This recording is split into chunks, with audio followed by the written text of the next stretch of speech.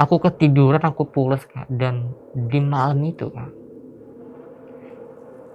aku ngerasa kayak mimpi, tapi bukan mimpi Kak. Karena itu bener-bener terasa kental banget Kak. Di saat malam itu aku tiduran di kasurnya Kak Dani, tiba-tiba Kak Dani itu datang ngampirin aku tanpa mengenakan pakaian Kak. Maksudnya? Bertelanjang dada gitu tapi dia pakai celana.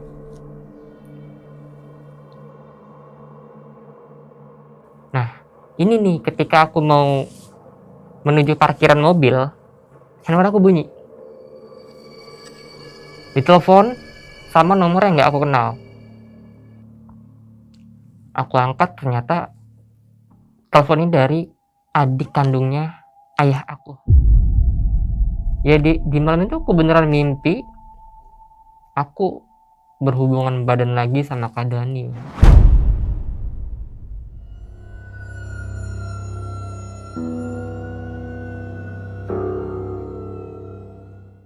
Assalamualaikum warahmatullahi wabarakatuh. Balik lagi nih bersama gue Nardi di obrolan tengah malam. Semakin malam, makin seru.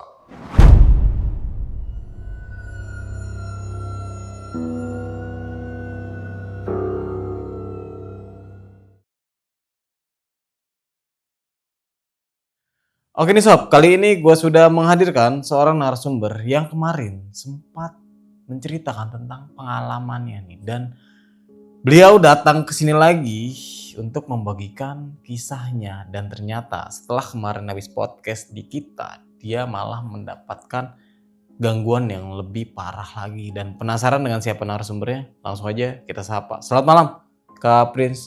Selamat malam Kak. Apa kabar nih Kak? Alhamdulillah membaik Kak. Alhamdulillah Kak. Perihal tentang podcast yang pertama nih Kak, itu kan di kolom komentar banyak banget ya apa ya bisa dibilang kesalahan aku lah. Ya mungkin ada beberapa omongan aku yang tidak pantas untuk kakak. Ya aku minta maaf lah Kak. Maksudnya aku juga ya nggak begitu paham tentang penyakit dari HIV atau AIDS ini seperti apa.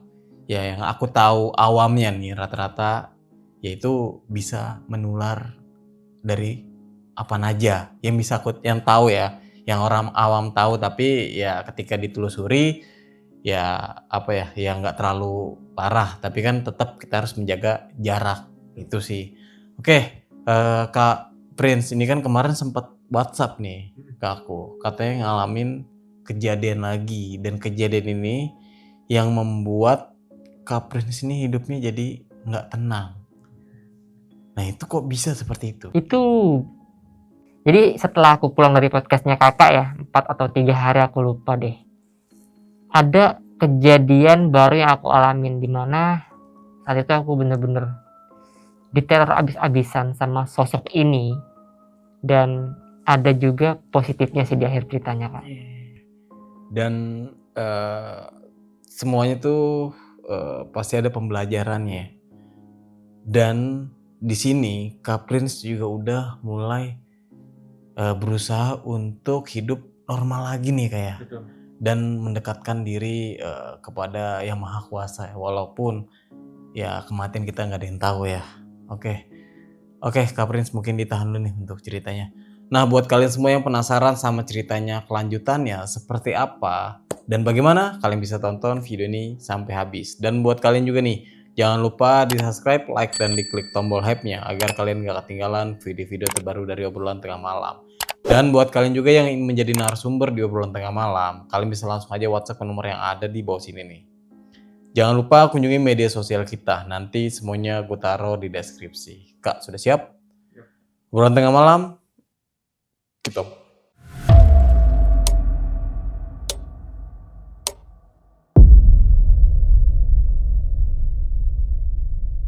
Oke, Kak Prince. Kak, ini kelanjutannya seperti apa sih, Kak? Kan kemarin sempat ngabarin ya katanya ada kejadian lagi. Nah, itu seperti apa? Silakan, Kak. Oke, sebelumnya makasih banyak lagi ya Kak Nadia udah ngubungin aku. Jadi ini yang kemarin seperti yang aku bilang, sebenarnya tuh banyak beberapa kejadian aneh yang nggak masuk logika aku yang aku alami setelah meninggalnya Kak Dani. Tapi ini aku ambil beberapa kejadian yang menurut aku ini kejadian yang paling seremnya aja.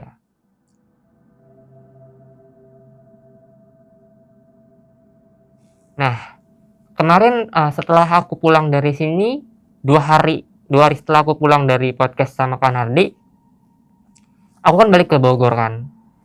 Aku sempet teleponan sama Kak Sinta, kakaknya Kak Dani. Ya, aku awalnya curhat sih. Ya biasalah, dia nanya kondisi aku saat ini tuh seperti apa perkembangannya, terus apa obatnya udah diminum, ya kayak biasa lah perhatian-perhatian yang diberikan seorang kakak terhadap adiknya ya, walaupun aku bukan adik kandungnya ya. Awalnya aku video call tuh biasa-biasa aja. Cuma ada satu pemikiran aku tuh yang tiba-tiba langsung mengarah ke Kak Dani.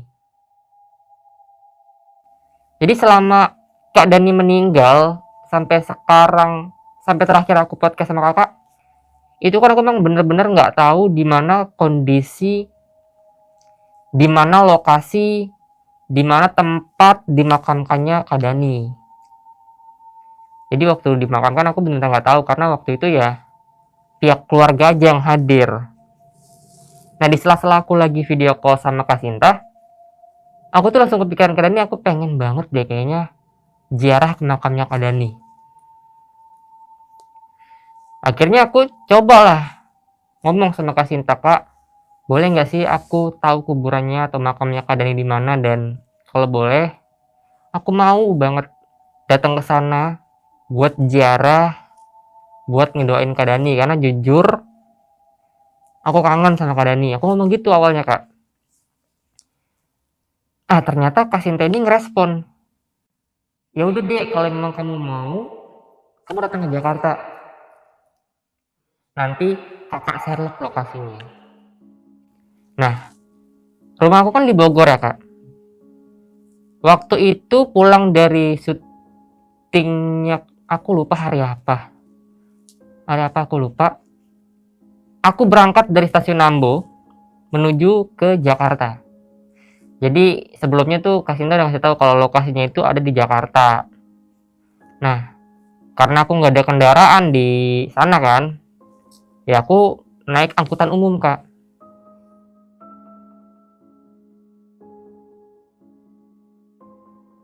Aku berangkat dari stasiun Ambo dari Bogor menuju Jakarta, itu aku turun kalau nggak salah di stasiun Karet, kalau nggak salah ya, stasiun Karet, aku lupa nama stasiunnya. Terus dari stasiun Karet aku dijemput sama Kak Sinta. Nah, sampainya di Karet itu aku berangkat dari jam 12 siang lewat, sampai di Karet itu stasiun kurang lebih jam setengah 2 mungkin ya, aku lupa jamnya. Ya taruhlah jam 2 lah aku sampai di stasiun Karet lah. Dijemput lah aku sama Kak Sinta, Dek, nanti sampai stasiun Karet kamu jalan ke depan, nanti aku jemput pakai mobil. Nah, akhirnya sampai di Karet aku langsung dijemput sama mobilnya Kak Sinta. Aku diajak ke salah satu pemakaman yang lumayan besar, Kak, yang jaraknya tuh deket banget sama mall yang ada di Jakarta. Dan jujur ketika aku sampai pertama kali nginjekin kaki aku ke makamnya Kak Dani, aku langsung tiba-tiba keluar air mata, Kak. Aku nangis, Kak. Aku duduk, aku nangis, ya aku keinget sama semua kejadian yang udah pernah aku lewatin sama Kak Dani.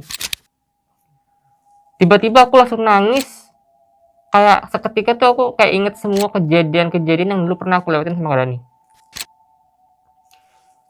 Di situ Kak Sinta coba buat nenangin aku, setelah aku berusaha untuk tegar ya. Udah mulai tenang, aku kirim doa buat Kak Dani. Nah, setelah dari pemakaman, itu semua masih berjalan normal dan belum ada kejadian-kejadian apapun yang aku alamin. Dan setelah aku dari pemakaman, niatnya tuh aku mau langsung pulang, Kak. Tapi Kak Sinta ngajak aku mampir dulu ke mall yang ada di dekat makam itu untuk makan, untuk jalan-jalan refreshing gitulah. Kata Kak Sinta, kamu udah lama kan nggak ketemu sama aku, mau nggak kita makan dulu di mall. Jadi saat itu aku pergi ke sana tuh berdua sama Kak Sinta aja, Kak. Suaminya Kak Sinta kebetulan nggak ikut saat itu. Jadi aku berdua sama Kak Sinta. Sesampainya di mall aku makan, bahkan aku juga sempet dibeliin pakaian ya sama Kak Sinta. Dan kita asik ngobrol itu sampai lupa waktu. Udah menjelang maghrib, kita masih ada di sana. Sampai maghrib kita juga masih di sana, sampai itu kita keluar mall kurang lebih jam 8 malam, Kak. Karena kita makan, kita ngobrol, kita ngopi, kita bener-bener curhat lah. Singkat ceritanya, udah jam 8, aku minta dianterin ke stasiun, Kak. Karena aku mau balik ke Bogor kan. Nah, ini nih ketika aku mau menuju parkiran mobil, handphone aku bunyi. Ditelepon sama nomor yang nggak aku kenal. Aku angkat, ternyata telepon ini dari adik kandungnya ayah aku.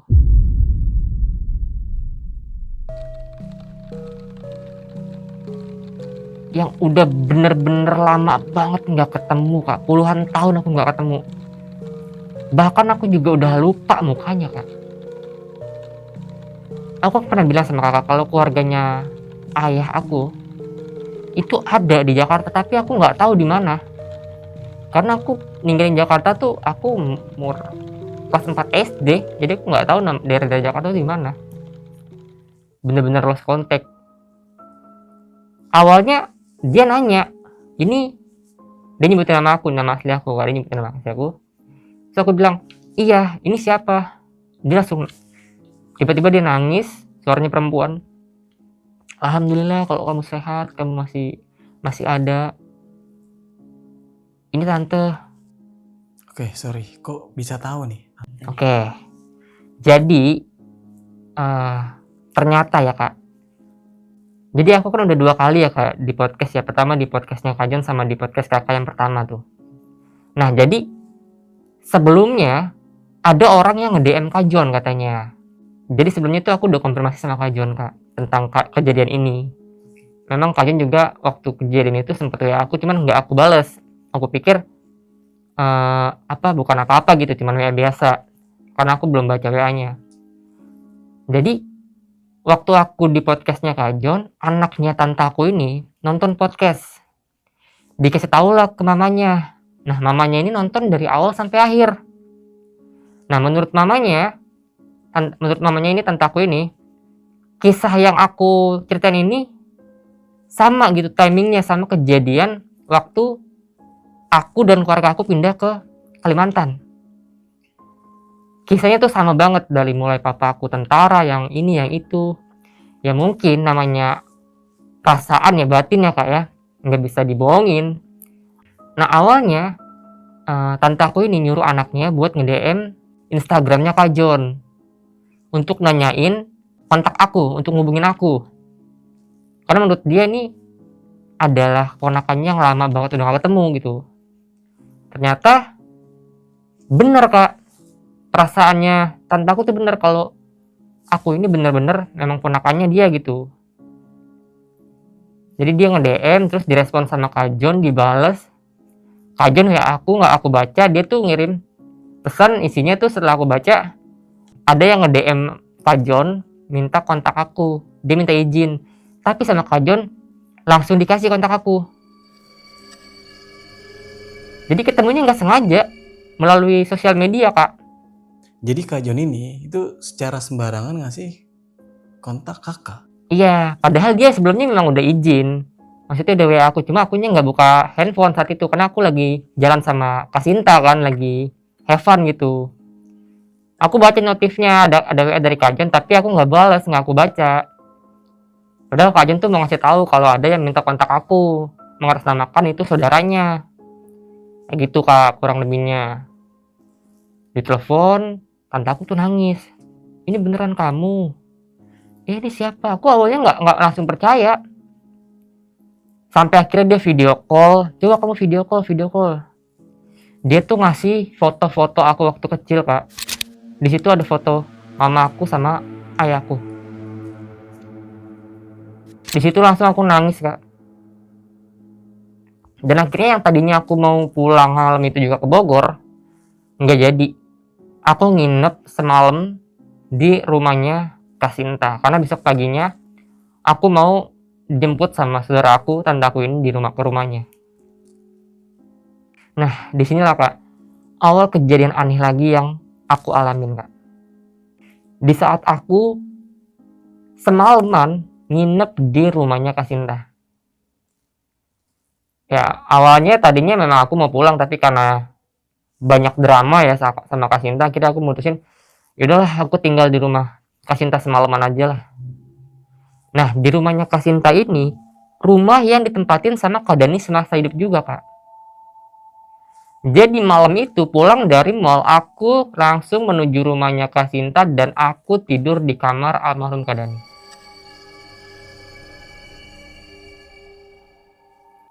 Pertama kali aku tahu rumahnya Kak Dani, pertama kali aku nginjekin kaki ke rumah Kak Dani. Sebelumnya aku kenal lama tapi aku nggak pernah tahu dia tinggal di mana, rumahnya seperti apa, dan malam itu aku tidur di kamarnya Kak Dani. Kalau untuk rumahnya besar Kak, memang kan aku bilang Kak Dani ini memang dari keluarga yang mapan kan, setelah dia ke Jakarta kan. Rumah itu 2 tingkat, di daerah Jakarta Selatan, jarak itu nggak terlalu jauh dari makamnya Kak Dani, nggak jauh, deket, sekitar 20 menitan lah kalau nggak salah ya, 15-20 menitan. Pertama kali aku datang, Kasinta nyuruh aku, ya udah Dek, karena kamu menginap di sini, kamu berani kan tidur di kamarnya Kak Dani, karena selama ini kamar itu kosong. Ya aku penasaran lah, isi kamar itu seperti apa sih, sampai akhirnya ya udah aku jujur Kak, excited banget Kak. Pertama kali aku bakal masuk ke kamarnya Kak Dani, orang yang dulu pernah deket sama aku excited banget. Pas aku masuk itu kurang lebih sekitar jam 10 malaman Kak. Itu kamarnya bener-bener wangi Kak. Kosong tapi wangi gitu, rapih. Itu aku ngeliat ada pakaian-pakaiannya Kak Dani, baju-bajunya, celananya ada, terus juga kamarnya ditempelin poster-poster gitu, bagus gitu Kak, dan kamarnya tuh bener-bener nyaman gitu. Sampai akhirnya aku bukan tidur ya, berbaring gitu di kamarnya Kak Dani, selonjoran gitu sambil, coba kakak ada di sini. Aku ngomong kayak gitu sambil tidur di kasur, coba kakak ada di sini ya, aku di rumah kakak nih. Aku di kamar kakak. Karena kondisi saat itu aku capek banget, aku pules Kak. Pules aku.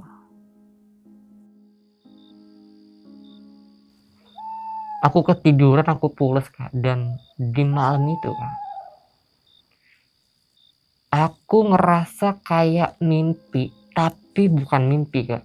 Karena itu bener-bener terasa kental banget Kak. Di saat malam itu aku tiduran di kasurnya Kak Dani, tiba-tiba Kak Dani datang nganterin aku tanpa mengenakan pakaian Kak. Maksudnya? Bertelanjang dada gitu tapi dia pakai celana. Karena posisi aku yang saat itu lagi tidur, ya tiba-tiba Kak Dani langsung meluk aku, nyium-nyiumin aku Kak. Itu terasa badan aku tuh bergetar banget Kak. Semua badan aku tuh cium-ciumin, mulai dari, mohon maaf ya, leher aku sampai dada aku diraba-raba.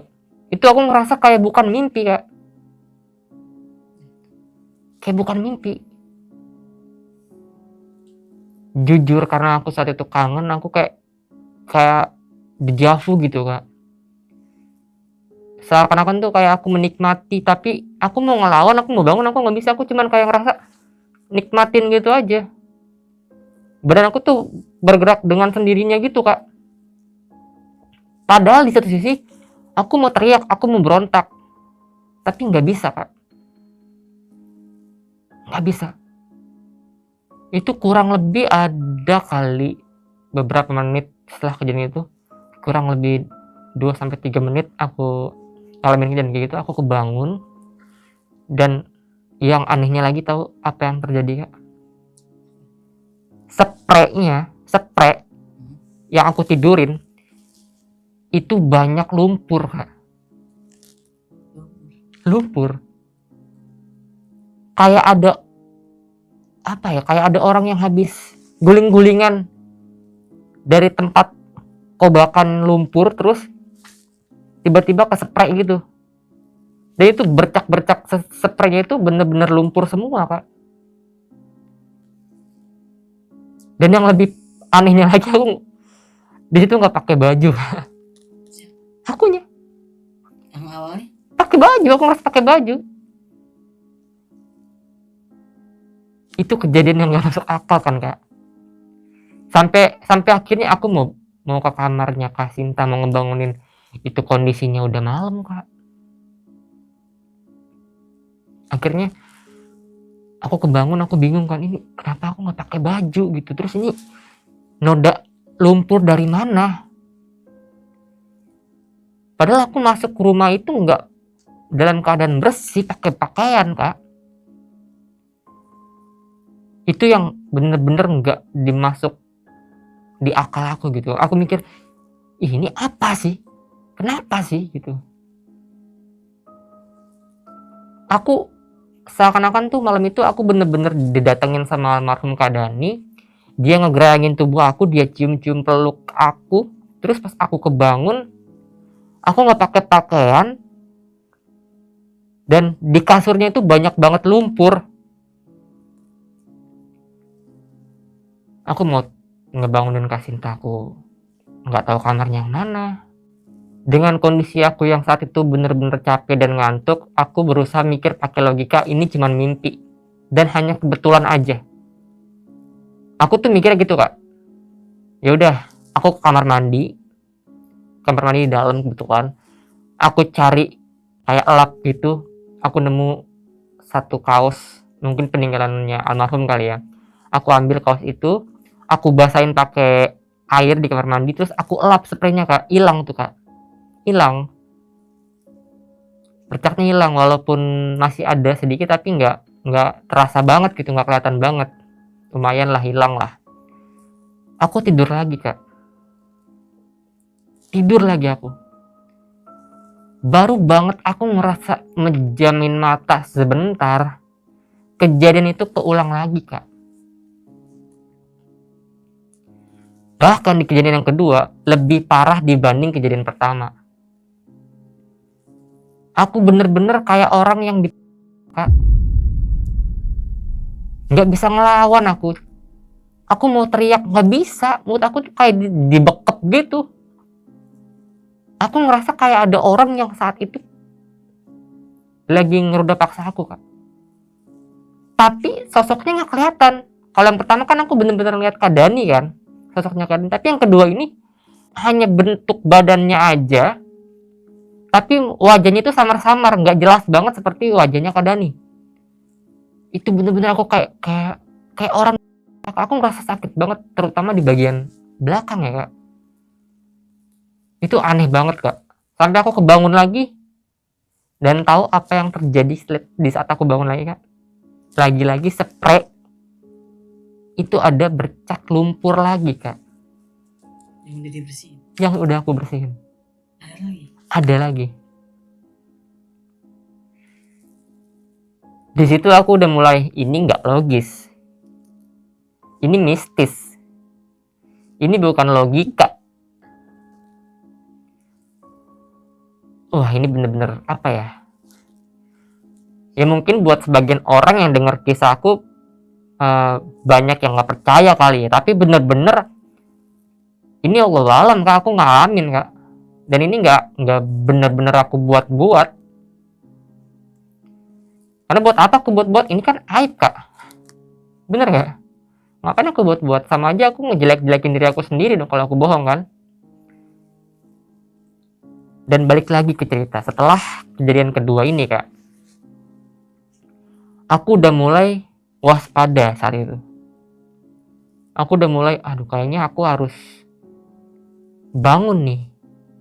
Aku nggak mau kejadian yang ketiga terjadi lagi dalam malam itu gitu. Aku nggak mau ada kejadian lagi. Ya udah, akhirnya aku bangun, aku duduk di kasur gitu bersila sambil merhatiin sekitar kamarnya keadaan. Aku lihat kiri kanan gitu. Ada apa aja sih isinya? Ya selain kayak kamar laki-laki biasa kak, rapi. Kamarnya rapi, lumayan besar, rumah juga besar kan. Dan di saat aku lagi lihat-lihat sekeliling, ini bener-bener Kasinta, mohon maaf ya kak, aku harus cerita kejadian ini. Aku nyium bau busuk yang bener-bener menyengat kak, dari kamar itu. Bau busuk. Bau banget kak. Nggak tahu itu sumbernya dari mana, pusatnya dari mana. Yang jelas saat itu aku bener-bener mencium aroma yang bener-bener busuk banget. Kayak orang yang abis bersihin sepiteng kak, baunya kak. Bau banget kak. Aku sampai tutup hidung, aku tutup muka aku pakai bantal, dan sekelebat baunya tuh hilang. Ih, sumpah, ini kalau misalnya diceritain aneh, nggak masuk akal, tapi aku ngalamin kak. Udah dari situ aku dalam hati baca-baca doa yang aku bisa, yang aku tahu. Aku baca Al-Fatihah, baca surat-surat pendek yang aku tahu. Aku minta perlindungan sama Allah saat itu. Kurang lebih itu sampai jam 2 aku scroll handphone, main handphone. Terus nggak lama dari depan, dari arah depan itu aku dengar suara orang jalan kak, kedengeran. Itu posisi jam 2 karena aku benar-benar saat itu lagi melek dan nggak tidur. Aku dengar suara orang jalan, tak tak tak tak, dan arahnya itu mengarah ke kamar aku. Aku tungguin tuh, wah ini paling Kasinta nih, bilang aku nih. Karena di malam itu yang ada di rumah itu cuman aku, Kasinta, sama 2 pembantunya. Karena rumah itu memang sebagai rumah singgahnya aja kak. Jadi ada rumah utama yang ditempatin sama Kasinta dan keluarga. Jadi rumah itu memang sering didatengin sama Kasinta hanya untuk ya kalau mungkin pulang kerja atau mau main ke sana gitu. Karena di situ ada pembantunya Kasinta 2 orang, laki-laki dan perempuan. Oke, di situ ada pembantunya Kasinta 2 orang, laki-laki dan perempuan. Jadi mereka yang nempatin rumah itu. Aku tunggu nih langkah kakinya yang saat itu mengarah ke tempat aku ya kayak. Aku tungguin kok nggak nyampe-nyampe. Kok nggak ada orang buka pintu. Sampai aku bilang, kakak, nggak ada suara sama sekali. Oh, mungkin ngambil minum, pikir aku. Atau mau kemana gitu. Tapi bukan ke arah kamar aku gitu, kamar yang aku tempatin gitu. Aku masih pikir logis kak. Sampai akhirnya aku main handphone tuh nggak sadar udah denger suara orang ngaji di masjid. Itu kurang lebih jam 3:30 mungkin ya, aku lupa. Kurang lebih seperti itu, jam 3:30. Dan malam itu aku bener-bener ngantuk banget kak. Ngantuk sampai akhirnya aku tidur. Aku tidur perasaan baru sebentar, tapi aku dibangunin sama Kasinta pagi-pagi itu jam 7:30. Di malam itu aku belum cerita sama Kasinta. Diajak sarapan lah sama Kasinta, ayo dek sarapan di luar, bibi udah masakin nasi goreng tuh katanya. Yaudah kita makan. Nah ini apa ya, aku ceritain apa enggak ya. Ini aku sebenarnya belum cerita sama Kasinta nih, datang kemari. Takutnya oke lah, bismillah ya kak. Pas aku makan di meja gitu kan, itu aku nggak tahu ya, Kasinta bener-bener baik hati banget. Kasinta tuh sama pembantunya, asisten rumah tangganya tuh deket banget kak. Mungkin terlalu baik kali ya orang ini ya. Dia tuh nggak nggak menganggap asisten rumah tangganya ini pembantu, tapi dia memanusiakan manusia gitu yang aku lihat. Karena dia asik banget gitu, akrab banget ngobrol sama asisten rumah tangganya ini. Nah, selesai makan, aku juga sempat ngobrol-ngobrol sama Mbak Mbak Inah ya, aku sebutnya Mbak Inah ya Bang ya, Pak ya. Mbak Inah, aku sempat nyuri-nyuri waktu buat ngobrol dan nanya Mbak Inah. Karena aku nggak mau Kak Sinta tahu kalau aku kepo gitu. Ada momen dimana aku berdua sama Mbak Inah di rumah itu, dan di situ aku nanya dong. Mbak, aku nanya biasanya awalnya tuh basa-basi kayak, Mbak udah berapa lama di sini kerja? Ternyata Mbak Ina ini ngikut keluarganya Kak Dani kerja tuh di situ udah lama banget Kak. Dari awal Kak Dani sama keluarga pindah dari Kalimantan ke Jakarta. Jadi orang lama yang benar-benar tahu aktivitasnya Kak Dani semasa hidup sampai akhirnya Kak Dani meninggal gitu. Aku tanya, Mbak Ina, waktu Kak Dani meninggal di mana? Di sini. Dia bilang, waktu ngajiin juga di sini. Ternyata di rumah itu di ngajiin Kak Dani. Tapi hanya pihak keluarganya aja selama 1 minggu 7 hari. Nah, aku cerita nih Kak sama Mbak Ina. Dan ternyata Mbak Ina ini setelah aku tanya-tanya, dia tuh udah lama ikut sama Kak Dani, keluarganya Kak Dani Kak. Dari awal Kak Dani sama keluarga pindah dari Kalimantan ke Jakarta, si Mbak Ina ini udah ikut gitu. Diajak kerja di situ sama Kak Sinta. Nah, aku kepo dong, aku tanya-tanya, sampai akhirnya aku cerita tentang kejadian-kejadian aneh yang aku alamin. Nah, awalnya Mbak Ina nih kayak nutup-nutupin sesuatu gitu, kayak orang nggak mau ngomong gitu. Tapi akhirnya terbuka juga Kak. Nah, ternyata Kak Dani itu waktu meninggal, dari malam pertama sampai malam ke-7 itu keluarganya ngadain pengajian rutin di rumah itu selama 7 hari berturut-turut Kak. Dan ditutup sampai di 40 harian. Ternyata di ngajiin Kak, dan ada satu kejadian di mana aku belum bilang sama Kak Sinta Kak. Aku takut dia marah. Kenapa sih? Karena dia belum tahu tentang kejadian ini, obrolan aku sama Mbak Ina ini. Aku takut dia nonton terus dia marah. Nggak apa-apa kali diceritain dulu. Oke. Kak Sinta mohon maaf banget. Aku lanjut ya Kak ya. Di malam ketiga pengajiannya Kak Dani, Nibi Ina ngelihat Kak Dani Kak. Maksudnya? Ngelihat Kak Dani datang ke acara pengajian itu. Si almarhum ini datang.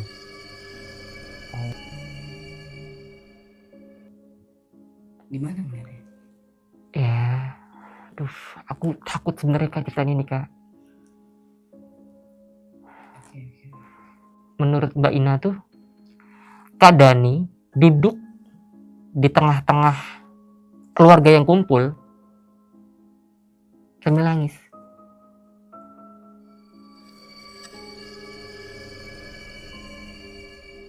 Aku merinding. Jadi Kak Dani itu di malam ketiga datang di pengajiannya sendiri, duduk di tengah-tengah keluarganya sambil nangis. Mbak Ina nggak berani ngomong karena saat itu lagi rame Kak, dan posisinya lagi baca Yasin. Dan setelah beberapa detik dilihat, sosoknya itu hilang Kak.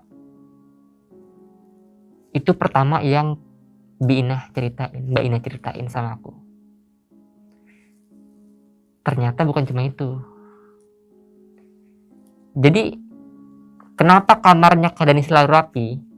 Itu setiap harinya Mbak Ina yang ngerapin kamarnya Kak. Dapat pesan dari keluarganya Kak Dani, jadi rumah itu memang harus selalu dibersihin setiap harinya. biar rumahnya tetap terurus Kak gitu. Nah, jadi Mbak Ina tuh cerita sama aku Kak. Jadi tuh katanya kejadiannya pagi-pagi. Mbak Ina tuh mau bersihin kamarnya almarhum Kak Dani. Habis dibersihin, spraynya diganti. Tahu Kak apa yang terjadi Kak? Kasurnya itu banyak lumpurnya lagi Kak. Tapi kayak ada jejak kaki sama jejak tangan. Banyak katanya. Loh, di situ aku langsung kok sama nih sama kejadian yang semalam aku alamin. Korelasinya apa? Sangkut pautnya apa sama lumpur-lumpur ini gitu. Tadinya aku nggak mau memperpanjang kejadian yang semalam aku alamin ya. Aku pengen skip di situ aja. Terus aku bilang sama Mbak Ina, Mbak, coba deh sekarang Mbak Ina ke kamarnya Kak Dani. Terus Mbak Ina ke kamar mandi. Di situ ada spray yang semalam aku pakai. Mbak Ina lihat deh. Sorry, aku ajak tuh Kak Mbak Ina ke kamarnya Kak Dani. Terus aku ajak, aku arahin ke kamar mandi, aku ambil spray yang udah aku buka. Aku kasih tahu. Kaget dia. Dia ngeliat banyak lumpur di spray yang aku tidurin semalam Kak. Dia sampai nyebut, astagfirullahaladzim, kata dia. Kenapa ya, kata dia, kok bisa kayak gini. Terus gak lama Kak Cinta datang tuh. Ngapain kamu, kata dia, berduaan di kamar, ngerumpi ya, kata dia. Aku bilang gak apa-apa Kak, aku gak bilang sama Kak Cinta. Keluarlah aku. Ditelepon nih Kak, aku sama tante aku Kak. Jadi tante aku tuh tinggal di Jakarta Utara, di daerah Cilincing. Dijemput aku sama tante aku, dan saat itu yang jemput suaminya, om aku sama anaknya yang waktu itu nge-DM Bang John, yang nge-DM Kak John, itu ada. Dibawalah aku ke Jakarta Utara Kak. Di sana aku bener-bener nangis-nangisnya karena aku lihat banyak foto aku, mama aku sama almarhumah aku itu di satu album ya Kak ya.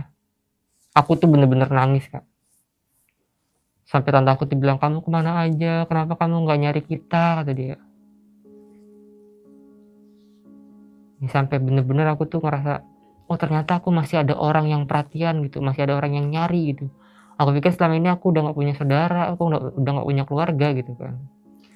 Singkat cerita kita ngobrol panjang lebar, dan mereka tahu kondisi aku saat itu karena emang dia nonton podcastnya aku kan, nonton podcast aku kan. Jadi mereka tahu, dan aku juga bilang sama dia gitu, aku cerita sama mereka gitu.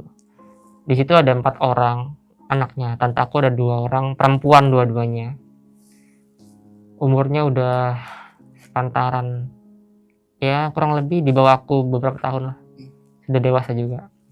Singkat ceritanya, aku udah lama main di sana. Itu kan aku kesana siang ya, di sore harinya tuh aku diantar ke stasiun Kak, pulang nih, buat pulang ke Bogor lagi kan dari Jakarta Utara. Tadinya aku mau dianterin ke rumah ke Bogor gitu, karena aku pikir nggak usah lah, ke stasiun terdekat aja. Dianterin lah aku ke stasiun Jakarta Kota. Terus singkat ceritanya sore itu habis asar aku sampai di rumah. Aku pikir udah nggak ada kejadian-kejadian lagi yang aku alamin di hari itu.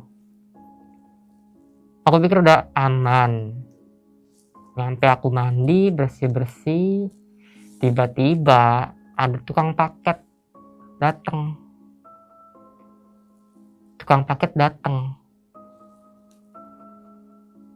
Mas, kata dia. Mas, jadi aku kenal tukang paket ini karena kalau aku beli paket, kurir tuh dia lagi Bang. Kurirnya kurir JNE. Nggak apa-apa nyebut merek ya. Apa ya? Kurir JNE. Jadi aku kenal wajahnya gitu, sering-sering ketemu karena beberapa kali aku beli barang online yang nganter mas ini gitu. Mas, dia manggil nama aku kan, mas, kata aku. Aku keluar dong. Kenapa mas, gue bilang gitu. Mas, uangnya udah ada belum? Uangnya udah ada belum? Aku pikir dia mau nganter barang kak. Uang apa ya, aku bilang. Aku bingung tuh. Tadi saya nganter paket ke sini, yang nerima temennya.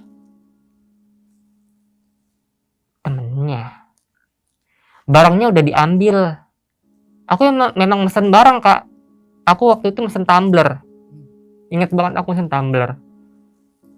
Memang sistem pembayarannya COD. Temen aku yang mana ya, udah mati. Temen yang mana mas, aku bilang gitu kan. Tadi temennya yang tinggi. Temen yang tinggi. Aku di situ bener-bener bingung tuh bang. Bener-bener bingung aku. Aku bilang gini sama mas, salah orang kali. Enggak bener, tadi paketnya udah diterima kok sama temennya. Yang mana ya orangnya? Bang, aku pergi dari rumah itu sendiri. Bener-bener gak ada orang di rumah itu. Sampai dia masin, bener kok. Tadi saya bilang nanti balik aja lagi kata dia. Uangnya nanti balik lagi aja, ngambil di sini aja kata dia. Ya udah tuh kurir nganter barang lagi bang ke tempat tujuan lain. Pembayarannya COD. Terus sampai sempat kesel kan, jangan modus. Aku bilang jangan modus deh mas. Beneran mas, saya nggak modus. Kalau nggak percaya cek aja barangnya di dalam ada kata dia. Orang dibawa ke dalam kok. Sampai itu kurir tuh sampai kayak orang ngegas gitu ngomongnya. Aku penasaran kan, aku cari paketnya tuh di mana gitu kan. Tahu nggak paketnya ada di mana kak? Di dalam kamarnya Kak Dani. Dan kondisi paketnya itu udah terbuka, isinya tumbler. Siapa yang bawa ke dalam? Udah akhirnya aku bayar nih. Aku nggak mau nih orang ribet kan. Takutnya dia ribut gitu kan. Aku bilang ya udah mas, teman saya ngambil. Ini uangnya saya kasih. Saya nggak mau ribet tuh kak, nggak mau ribet kak saat itu. Saya kasih uangnya. Jadi tuh aku kasih uangnya ke mas-mas kurir itu kan. Itu aku kasih uangnya itu harga sesuai harga tumblernya 213.000 kalau nggak salah deh. Aku lupa. Kurang lebih segitulah harganya lah. Dia jalan sambil kayak orang ngedumel gitu tuh mas. Aku balik lagi ke kamar Kak Dani buat ngecek paket yang aku pesen kan. Itu bener, ternyata bener. Paket yang aku pesen, tumbler yang aku pesen di e-commerce gitu. Aku bilang, ini apa lagi? Aku bilang, siapa yang terima paket ini? Dan kenapa paketnya ini terbuka posisinya? Jadi udah bener-bener kayak orang abis ngerobek paket, kayak abis di unboxing gitu, ada di atas kasur. Pikir deh kak, masuk akal nggak? Rumah aku tinggal dalam keadaan aku kunci dan gak ada orang sama sekali, dan lampu pun aku tinggal dalam keadaan mati. Aku pikir udah selesai nih kejadian aneh, gak ada lagi. Ternyata itu kurang lebih 3-4 hari setelah aku pulang dari podcast ini kejadiannya Kak. Masih baru-baru kemarin. Udah dong, akhirnya aku gak mau ambil pusing. Aku ambil tumblernya, aku cuci dulu sebelum aku pakai nantinya. Aku nonton TV di ruang biasa. Aku tonton di ruang depan itu kak. Nonton TV sampai aku ketiduran seperti biasa. Nonton aktivitas karena aku nggak ada kegiatan. Nonton TV doangan, nonton TV Netflix kan aja. Aku ngantuk, aku akhirnya tidur. Dan saat aku nonton TV, aku ketiduran. Seperti biasa, aku ketiduran. Di malam itu, aku mimpi. Dan mimpinya ini bener-bener jorok banget, Kak. Jorok dan nggak pengen, udah bukan hal yang pengen aku lakuin selama ini gitu. Apa ya ngejelasinnya? Mimpi ini bener-bener jorok dan aku nggak mau ngelakuin ini lagi gitu untuk saat ini dan seterusnya gitu, Kak. karena aku bener-bener udahlah gitu, aku pengen bener-bener balik ke kodrat aku gitu. Ya aku bener-bener nggak mau banget gitu ngelakuin kegiatan ini atau hal ini di kehidupan yang sekarang gitu Kak. Ya di malam itu aku beneran mimpi aku berhubungan badan lagi sama Kak Dani, Bang. Terulang lagi nih mimpinya. Dan itu bener-bener ekstrim banget Kak, sampai mohon maaf, saat itu kemaluan aku tuh diisep gitu Kak. Hah? Kemaluan aku diisep gitu. Dan itu bener-bener kelihatan banget wajahnya Kak Dani Kak. Gak dulu. Ini maksudnya diisap. Ini dalam mimpi nih. Ini aku nggak ngelebihin, nggak ngurang-ngurangin ya kayak. Ini bener kejadian yang aku alamin, kejadian yang bener aku alamin. Dan ya kayak gitu Kak. Sampai akhirnya aku kebangun karena aku tiba-tiba ngedenger suara benda jatuh dari atas ya. Kayak dari atas ya, jatuh dari atas ke bawah pasti kan. Itu suara kayak geduk. Kayak benda jatuh tapi apa ya? Aku nggak tahu itu apa yang jatuh. Aku kebangun gara-gara itu kayak suara yang jatuh. Geduk. Aku kebangun. Terus setelah bangun gimana tuh? Iya, aku ngeliat ke celana aku udah ada cairan yang keluar. Air mani aku keluar Kak. Maksudnya basah. Kayak anak kecil yang baru mimpi balik gitu sih Kak. Kok bisa? Gak tahu Kak. Sampai Mungkin aku keluar. terlalu terobsesi banget kali ya sama Kak Dani ya kayak. Nggak tahu aku.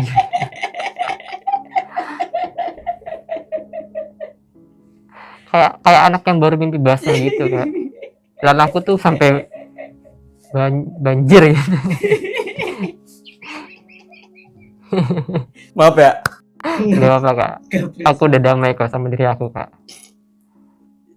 Oke, bisa lanjut lagi. Oke, udah ya, aku kebangun tuh ya saat itu. Kebangun karena ada suara benda jatuh dari mana berada aku nggak tahu, yang jelas aku denger kencang duk gitu.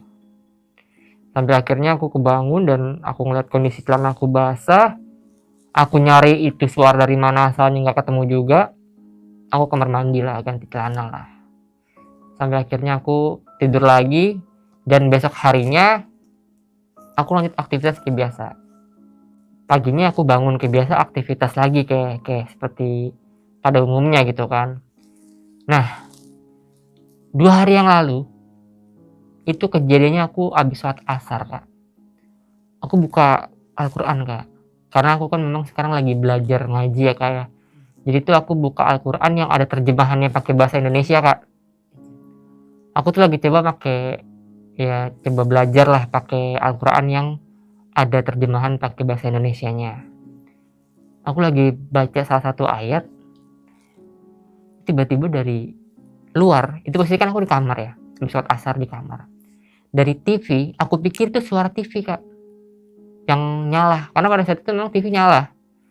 Aku pikir itu suara dari TV, tapi setelah aku perhatiin tuh suaranya ada 2. TV-nya nyala, ada suaranya, tapi ada satu suara aneh lagi yang ada di sekitar TV.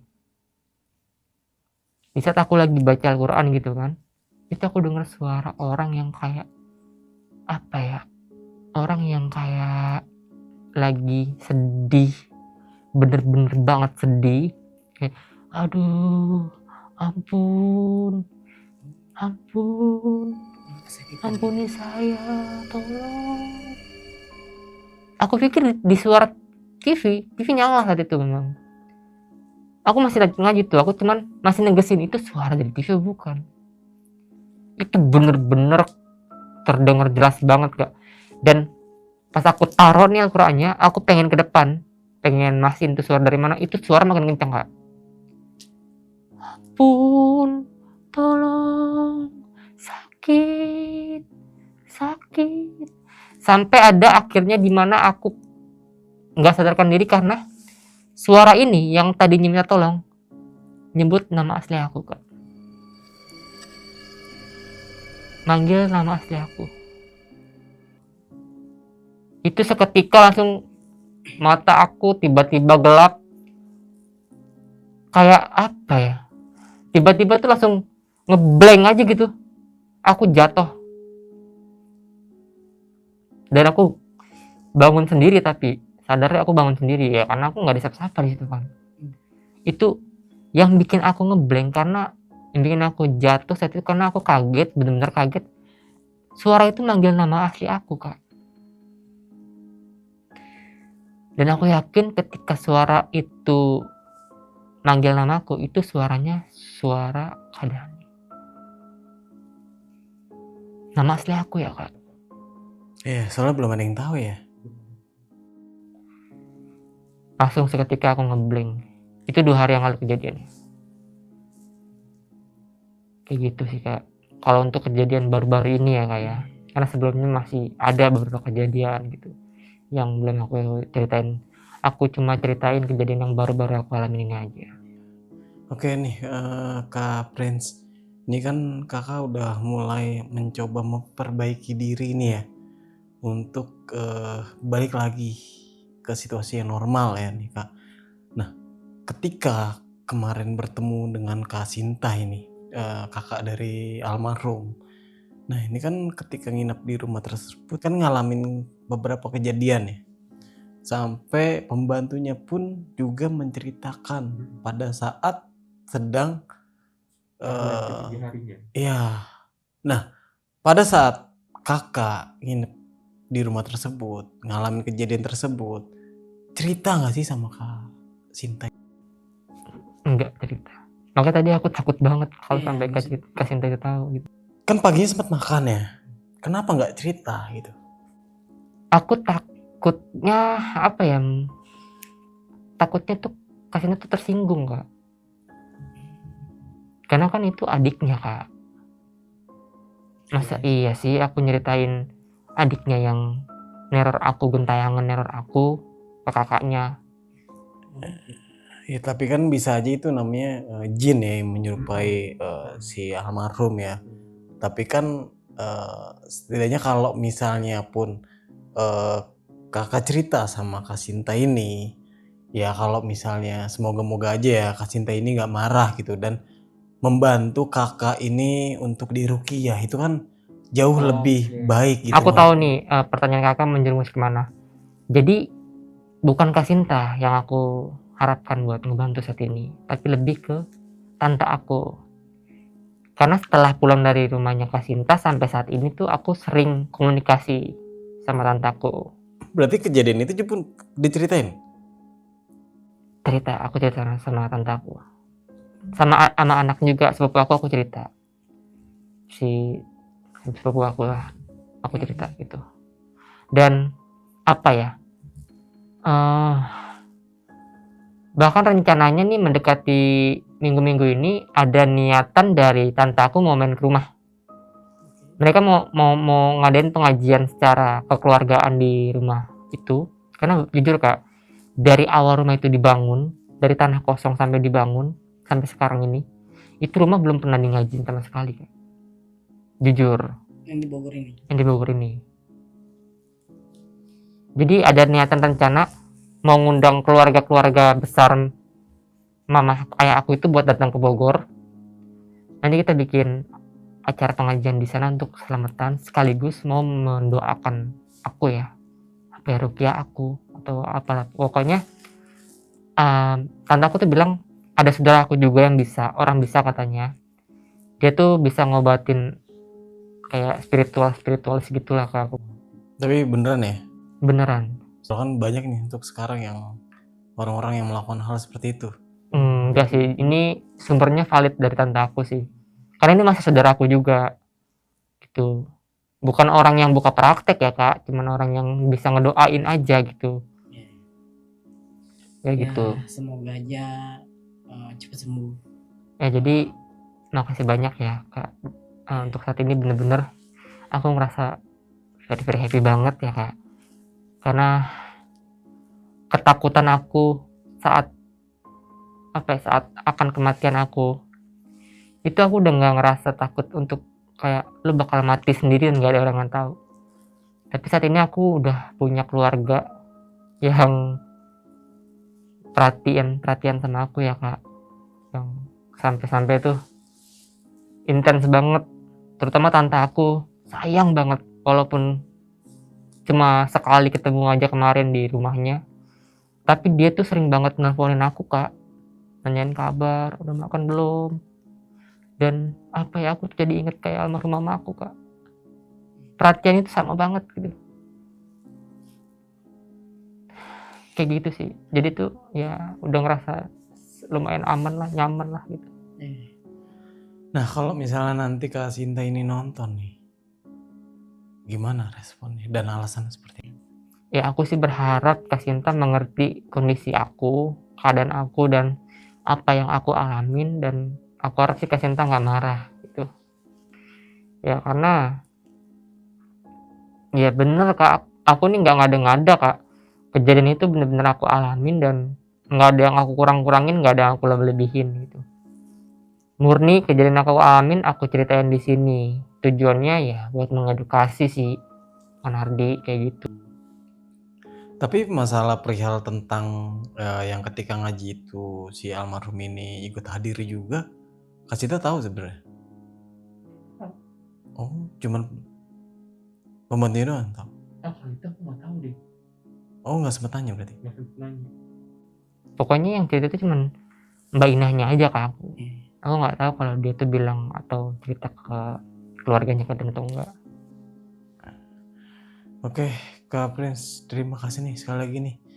Ya aku juga nggak tahu, misalkan juga kemarin juga kakak juga sempet ngabarin gitu kan kalau ada kejadian lagi setelah podcast.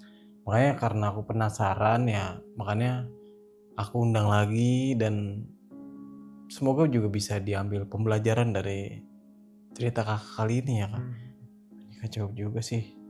Oke, Kak, sebelum mengakhiri cerita nih, punya pesan-pesan nggak buat teman-teman di rumah yang nonton cerita kakak? Silakan Kak. Pesannya apa ya? Lebih buat generasi Gen Z kali kayak. Ya lebih bijak lagi dalam bersosial media kali ya. Karena sosial media itu dampaknya ternyata luas banget Kak. Bukan cuman untuk ngebully doang, tapi aku bisa ketemu keluarga aku dari sosial media loh. Ya, jadi tujuannya itulah yang aku harap, lebih bijak lagi dalam bersosial media, karena jangan make sosmed itu cuma untuk ngebully, menghakimi satu sama lain, tapi ternyata ini loh ada positifnya dari sosial media, karena aku yang udah berpuluh-puluh tahun gak ketemu keluarga aku bisa ketemu lagi, kayak gitu loh Kak. Dan sekarang di media sosial juga lagi marak banget perihal tentang laki suka sama laki, cewek pun suka sama cewek. Dan kemarin aku juga pernah ngeliat di beberapa media sosial tuh sampai dia tuh nikah dan memamerkan di live-nya. Itu sih suka bingung juga. Oke, Kak Prince sekali lagi terima kasih ya. Oke, mungkin itu aja cerita dari Kak Prince dan pengalamannya, mungkin bisa diambil sisi positifnya. Dan gua Nardi pamit undur diri, sampai jumpa di video-video selanjutnya. Wassalamualaikum warahmatullahi wabarakatuh.